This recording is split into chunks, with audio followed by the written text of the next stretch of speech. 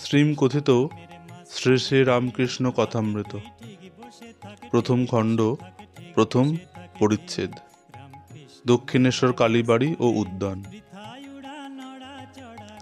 আজ রবিবার, ভক্তদের অবসর হইয়াছে, তাই তাহারা দলে দলে শ্রী শ্রী পরমহংসদেবকে দর্শন করিতে দক্ষিণেশ্বরের কালীবাড়িতে আসিতেছেন।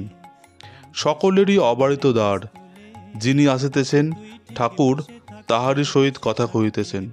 সাধু, পরমহংস, হিন্দু, খ্রিস্টান, ব্রহ্মজ্ঞানী, শাক্ত, বৈষ্ণব, পুরুষ, স্ত্রীলোক সকলেই আসিতেছেন। ধন্য রানী রাসমণি, তোমারই সুকৃতি বলে এই সুন্দর দেবালয়ে প্রতিষ্ঠিত হইয়াছে। আবার এই সচল প্রতিমা, এই মহাপুরুষকে লোকে আসিয়া দর্শন ও পুজো করিতে পাইতেছে। কালীবাড়িটি কলকাতা হইতে 2.5 ক্রোশ উত্তরে হইবে, ঠিক গঙ্গার উপরে। নৌকা হইতে নামিয়া সুবিস্তীর্ণ সোপানাবলী দিয়া পূর্ব দিকে উঠিলে কালীবাড়িতে প্রবেশ করিতে পারা যায়। এই ঘাটে পরমহংসদেব স্নান করিতেন। সোপানের পরেই চাঁদনী, সেখানে ঠাকুরবাড়ির চৌকিদাররা থাকে। চাঁদনী ও দ্বাদশ মন্দিরের পূর্ববর্তী ইষ্টক নির্মিত পাকা উঠান। উঠানের মাঝখানে সারি সারি 2টি মন্দির। উত্তর দিকে রাধাকান্তের মন্দির, তাহার ঠিক দক্ষিণে মা কালীর মন্দির। দক্ষিণের মন্দিরে সুন্দর পাষাণময়ী কালী প্রতিমা। মার নাম ভবতারিণী। শ্বেত কৃষ্ণ মর্মর প্রস্তরাবৃত মন্দিরতল ও সোপানযুক্ত উচ্চ বেদী। বেদীর উপরে রৌপ্রময় সহস্রদল পদ্ম, তাহার উপরে শিব। শিবের মাথা দক্ষিণ দিকে।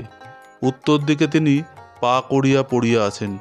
শিবের প্রতিকৃতি শ্বেত প্রস্তর নির্মিত।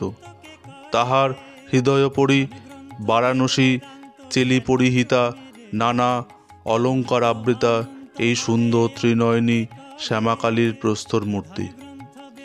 দেওয়ালের একপাশে চামর ঝুলিতেছে। ভগবান শ্রীরামকৃষ্ণ ওই চামর লইয়া কতবার মায়ের পুজো করিয়াছেন।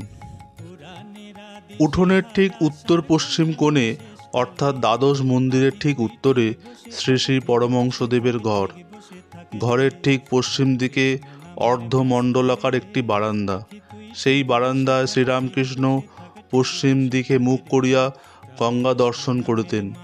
এই বারান্দার পরেই পথ, তার পশ্চিমে পুষ্পোদ্যান, তাহার পরেই পূতসলিলা সর্বতীর্থময়ী কল কল নাদিনী গঙ্গা। পরমহংসদেবের ঘরের পূর্ব দিক বরাবর বারান্দা। বারান্দার এক ভাগ উঠোনের দিকে, অর্থাৎ দক্ষিণমুখ। এ বারান্দায় পরমহংসদেব প্রায় ভক্ত সঙ্গে বসিতেন ও ঈশ্বর সম্বন্ধীয় কথা কহিতেন বা সংকীর্তন করিতেন। এই পূর্ব বারান্দার অপরার্ধ উত্তরমুখ। এ বারান্দায় ভক্তরা তাহার কাছে আসিয়া তাহার জন্মোৎসব করিতেন, তাহার সঙ্গে বসিয়া সংকীর্তন করিতেন। আবার তিনি তাহাদের সহিত একসঙ্গে বসিয়া কতবার প্রসাদ গ্রহণ করিতেন। এই বারান্দায় শ্রীযুক্ত কেশবচন্দ্র সেন তার শিষ্যদের লইয়া আসিয়া তাহার সঙ্গে কত আলাপ করিয়াছেন। আমোদ করিতে করিতে মুড়ি, নারিকেল, লুচি, মিষ্টান্নাদি একসঙ্গে বসিয়া খাইয়া গিয়াছেন। এই বারান্দায় নরেন্দ্রকে দর্শন করিয়া শ্রীরামকৃষ্ণ সমাধিস্থ হইয়াছিলেন। পরমহংসদেবের ঘরের ঠিক উত্তরে একটি চতুষ্কোণ বারান্দা, তাহার উত্তরে উদ্যান পথ, তাহার উত্তরে আবার পুষ্পোদ্যান, তাহার পরেই নহবতখানা।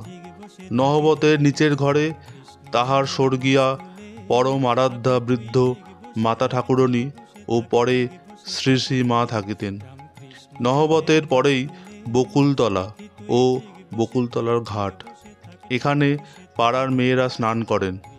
এই ঘাটে পরমহংসদেবের বৃদ্ধা মাতা ঠাকুরানীর গঙ্গা লাভ হয়। বকুলতলার আরও কিছুটা উত্তরে পঞ্চবটী। এই পঞ্চবটীর পাদমূলে বসিয়া পরমহংসদেব অনেক সাধনা করিয়াছিলেন, আর ইদানিং ভক্ত সঙ্গে এখানে সর্বদা পাদচারণ করিতেন। গভীর রাত্রে সেখানে কখনো কখনো উঠিয়া যাইতেন। পঞ্চবটের বৃক্ষগুলি বট, অশ্বত্থ, নিম, আমলকি ও বিল্ব ঠাকুর নিজের তত্ত্বাবধানে রোপণ করিয়াছিলেন। পঞ্চবটির মধ্যে সাবেক একটা বটগাছ আছে, তার সঙ্গে অশ্বত্থ গাছ। এই গাছের বেদির উত্তর পশ্চিমাংশে আসীন হইয়া ভগবান রামকৃষ্ণ অনেক সাধনা করিয়াছেন। আর বৎসের জন্য যেমন গাভী ব্যাকুল হয়, সেইরূপ ব্যাকুল হইয়া ভগবানকে কত ডাকিতেন।